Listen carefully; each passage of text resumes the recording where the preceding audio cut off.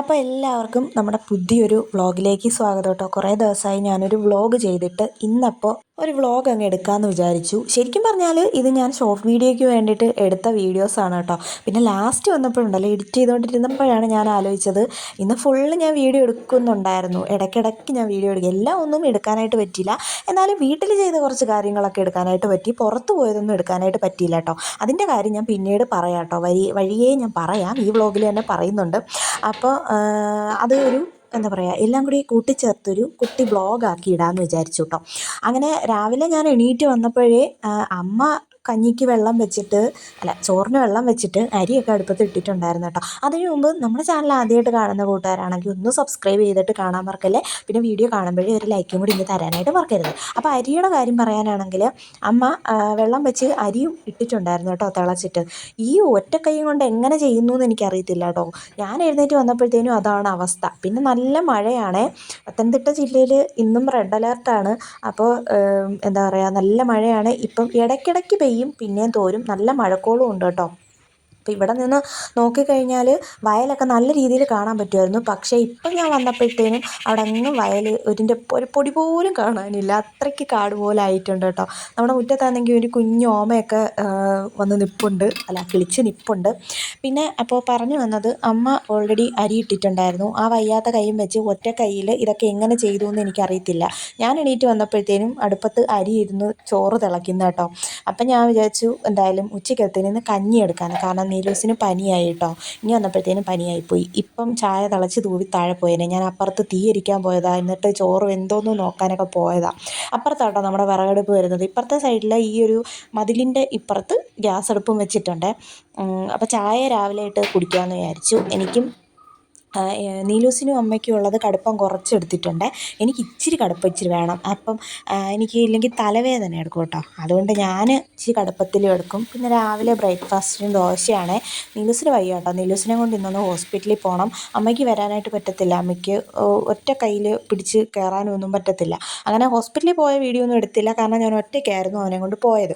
അപ്പം ഞാൻ തിരിച്ച് വന്ന് അടൂർ വരെ പോയിട്ട് തിരിച്ച് വീട്ടിലെത്തിയപ്പോൾ കാണുന്നതാണ് ഇത്. അടങ്ങിയിരിക്കത്തില്ല എന്നുണ്ടെങ്കിൽ ഉദാഹരണമാണ്. വീട്ടിൽ നിന്ന പച്ചക്കറികളൊക്കെ പറിച്ച് വെച്ചിട്ടുണ്ട് ഈ മഴയത്തിറങ്ങിയിട്ട്.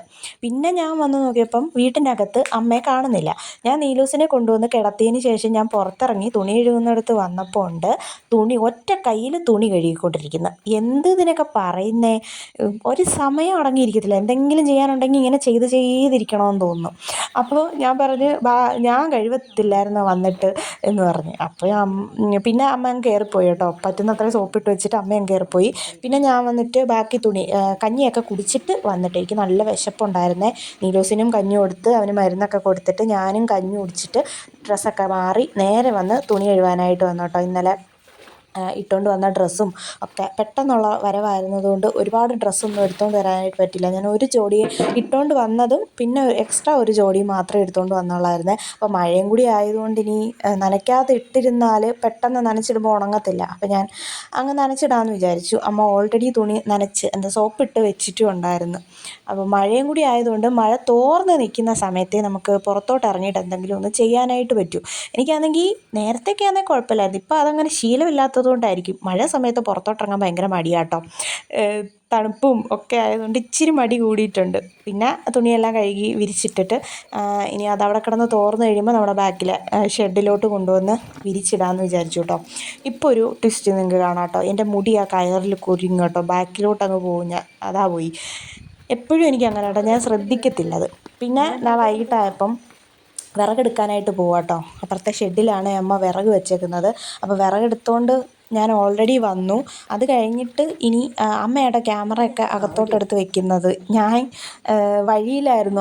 കയറി വരുന്നതിൻ്റെ വാതിലിൻ്റെ അവിടെ ഇങ്ങനെ ക്യാമറ സ്റ്റാൻഡും കൂടെ വെച്ചേക്കുമായിരുന്നേ. അങ്ങനെ അത് അമ്മ എടുത്തങ്ങോട്ട് മാറ്റി. ഇങ്ങനെ നടക്കും കേട്ടോ. കൈ വയ്യെങ്കിലും ഓരോന്നിങ്ങനെ ആവുന്ന കൈ വെച്ചിട്ട് ചെയ്യാൻ വേണ്ടിയിട്ട് ഇങ്ങനെ നടക്കും. വിറവ് കൊണ്ട് വെച്ചപ്പോൾ അത് അടുപ്പ് കത്തിക്കാനായിട്ട് പോയ പോക്ക്. അപ്പോൾ ഞാൻ പറഞ്ഞു മാറ്. എൻ്റെ മുഖം എന്താണ് ഇങ്ങനെ ഞാൻ ഇപ്പോഴാണ് ശ്രദ്ധിക്കുന്നത് കേട്ടോ. കടന്തൽ എത്തിയ പോലെ ഇരിക്കുന്നത്. കാര്യം വേറെ ഒന്നുമല്ല, എനിക്ക് നീലൂസ് ഇങ്ങനെ കിടപ്പായപ്പോഴത്തേനും എനിക്കങ്ങ് ഒരുമാതിരിയായേ.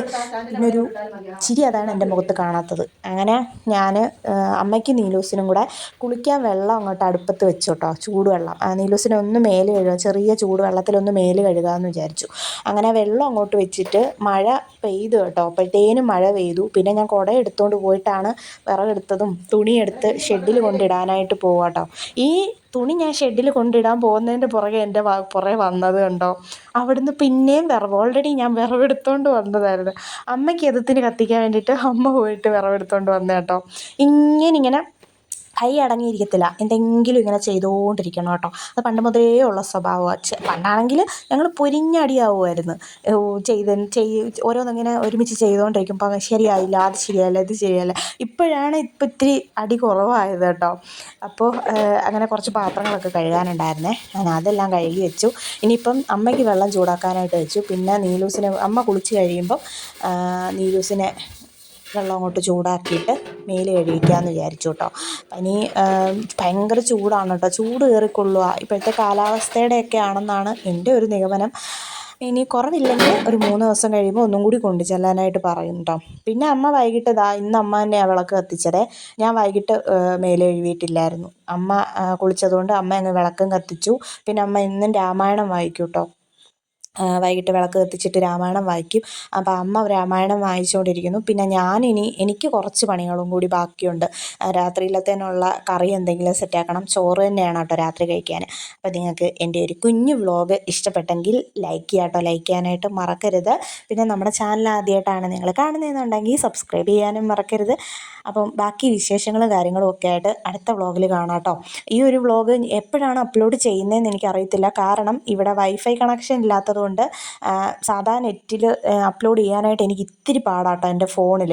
വീട്ടിലായിരുന്നെങ്കിൽ, ചേട്ടയുടെ അടുത്തായിരുന്നെങ്കിൽ അവിടെ വൈഫൈ കണക്ഷൻ ഉള്ളതുകൊണ്ട് പെട്ടെന്ന് ചടപടേന്ന് എനിക്ക് വീഡിയോസ് അപ്ലോഡ് ചെയ്യാനായിട്ട് പറ്റും. പക്ഷേ ഇവിടെ അങ്ങനെ ആ വൈഫൈ കണക്ഷൻ ഇല്ലാത്തതുകൊണ്ട് ഈ വീഡിയോ എങ്ങനെ അപ്ലോഡ് ചെയ്യുമെന്ന് എനിക്കറിയത്തില്ല. നോക്കാം.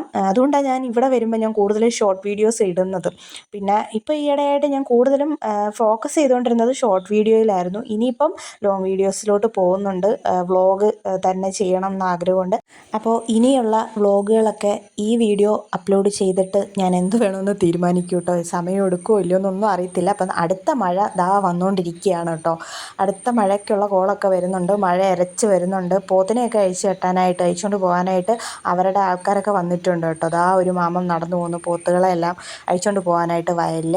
അപ്പോൾ നല്ല മഴയും കാര്യങ്ങളൊക്കെയാണ്. എല്ലാവരും സേഫായിട്ടൊക്കെ ഇരിക്കുക. പത്തനംതിട്ട ജില്ലയിലും എല്ലാം റെഡ് അലേർട്ടാണ് ഇപ്പം. അപ്പോൾ എല്ലാവരും സേഫായിട്ടൊക്കെ ഇരിക്കുക. അപ്പോൾ നമുക്ക് അടുത്ത വ്ളോഗുമായിട്ട്, അടുത്ത ദിവസത്തെ വിശേഷങ്ങളുമായിട്ട് അടുത്ത വീഡിയോയിൽ കാണാം. Tata, bye bye, see U.